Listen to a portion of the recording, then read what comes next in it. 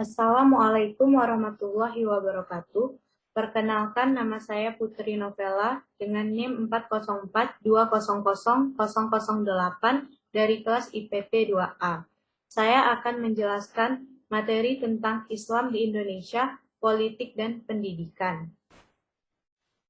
Sejak masuk dan berkembangnya agama Islam di Indonesia, telah banyak membawa dan memberi pengaruh ataupun perubahan terhadap berbagai bidang kehidupan di Indonesia, diantaranya di bidang politik dan pendidikan.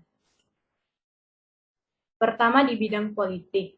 Pengaruh di bidang politik akan saya jelaskan dengan membagi ke dalam 3 fase. Yang pertama, pada awal masuknya Islam. Yang kedua, pada masa kolonialisme. Dan yang ketiga, pasca kemerdekaan. Pertama, pada awal masuknya Islam.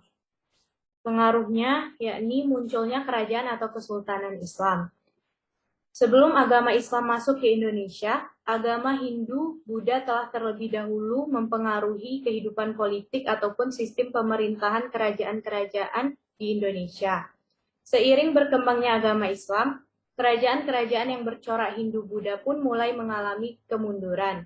Hal tersebut dikarenakan strategi politik yang digunakan oleh para ulama dalam menyebarkan agama Islam, yakni dengan mendekati para pemimpin atau raja dan mulai memperkenalkan ajaran Islam kepada mereka. Ketika para pemimpin atau raja memeluk agama Islam, maka tak dapat dipungkiri bahwa anggota keluarganya dan rakyatnya pun akan turut memeluk agama Islam, sehingga perkembangan agama Islam lebih mudah. Karena perkembangan Islam yang sangat pesat, maka hal tersebut memicu perubahan politik dari corak kerajaan Hindu-Buddha menjadi corak kerajaan Islam. Berikut ini merupakan peta persebaran kerajaan atau kesultanan Islam di Indonesia. Seperti ada kerajaan Samudra Pasai, yang juga merupakan kerajaan Islam pertama di Indonesia, dan kerajaan-kerajaan lainnya. Lalu pengaruh berikutnya yakni perubahan istilah. Pada masa kerajaan Islam, istilah-istilah bahasa Arab mulai digunakan dalam pemerintahan. Misalnya, seperti penyebutan kerajaan berubah menjadi kesultanan atau kasunanan. Selain itu, gelar raja juga berubah menjadi sultan. Yang kedua, pada masa kolonialisme. Seiring dengan perkembangan Islam di Indonesia, Islam juga turut bereaksi terhadap kolonialisme yang masuk ke Indonesia. Hal tersebut ditunjukkan dari adanya gerakan-gerakan perlawanan yang turut dilakukan oleh kelompok Islam dari berbagai daerah di Indonesia terhadap kolonialisme. Gerakan-gerakan tersebut seperti gerakan perlawanan Kerajaan Goa melawan VOC, gerakan perlawanan Aceh melawan Portugis, dan gerakan perlawanan lainnya. Seiring perkembangan gerakan-gerakan perlawanan yang dilakukan oleh kelompok Islam, muncul juga organisasi yakni Sarekat Islam atau SI, yang pada awalnya bernama Sarekat Dagang Islam, merupakan sebuah organisasi untuk menghimpun pengusaha batik maupun pedagang-pedagang pribumi yang beragama Islam. Namun, atas gagasan dari Cokro Aminoto, Sarekat Dagang Islam diubah namanya menjadi Sarekat Islam. Hal tersebut dikarenakan ternyata ruang gerak organisasi ini tidak hanya dalam bidang perdagangan atau ekonomi saja, tetapi juga meliputi pendidikan dan politik. Yang ketiga, pasca kemerdekaan. Pengaruh Islam di Indonesia terhadap kehidupan politik pada masa pasca kemerdekaan, diantaranya ialah dapat dilihat dari munculnya partai politik Islam yang turut mewarnai kehidupan politik di Indonesia.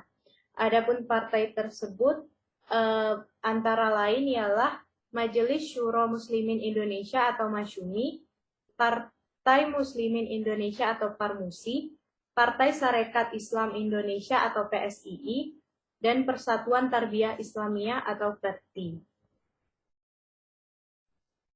Pengaruh berikutnya juga dapat dirasakan dalam bidang pendidikan, yakni dapat dilihat dari berkembangnya pesantren. Pesantren yang digunakan dalam menyebarkan dan mengajarkan agama Islam. Berkembangnya pesantren sebagai lembaga pendidikan Islam saat itu menyebabkan pendidikan pada masa Islam lebih merata dibandingkan pada masa Hindu-Buddha.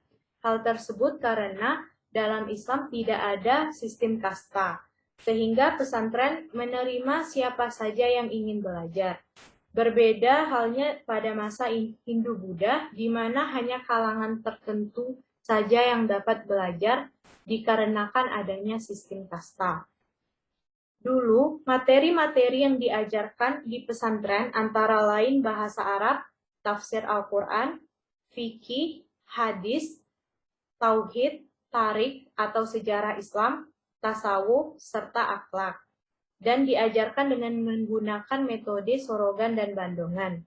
Akan tetapi pada masa kini, sebagian pesantren telah melakukan beberapa perubahan. Perubahan tersebut terlihat dari sistem pembelajaran yang tidak hanya menggunakan sistem sorogan dan bandongan, tetapi juga mulai menerapkan sistem kelas seperti sekolah umum.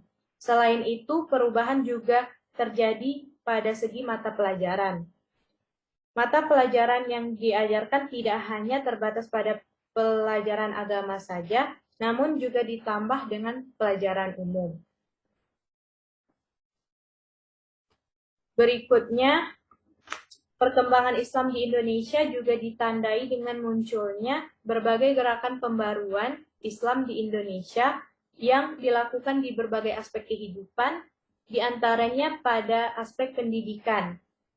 Adapun gerakan pembaruan tersebut dapat dilihat dari adanya yang pertama sekolah tawalid, didirikan oleh Haji Abdullah Ahmad dan Haji Rasul pada tahun 1906.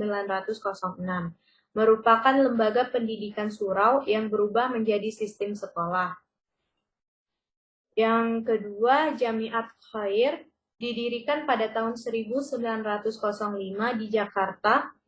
Beberapa pendiri Jamiat Khair antara lain Syed Muhammad Al-Fakir bin Syihab, Said Idrus bin Ahmad Syihab, dan Said Shehan bin Syihab.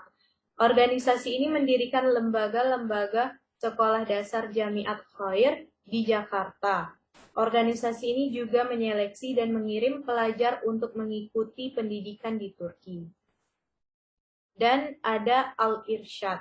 Berdiri pada tanggal 6 September 1914, Al-Irsyad memusatkan perhatiannya pada bidang pendidikan dengan mendirikan sekolah dan perpustakaan.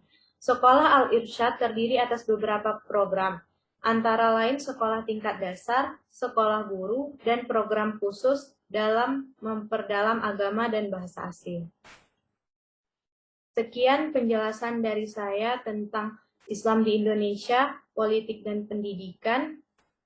Apabila terdapat kesalahan ataupun kekurangan dari segi materi, saya mohon maaf.